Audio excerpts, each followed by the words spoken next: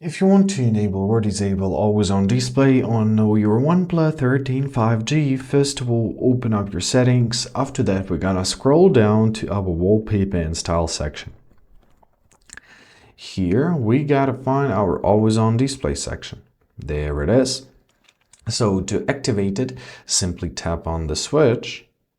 And now your always on display is activated. So here you can choose the style of it, classic or seamless. I'll leave it at seamless. You can set it on what you want, actually, right? So also you can adjust it. You can add up your canvas, bitmoji, custom pattern, some system stuff, and you'll have your always on display.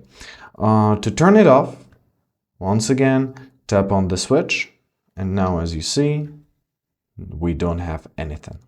And basically that's it. I hope this video was helpful. Thank you so much for watching. Have a great day, and please consider subscribing to our channel.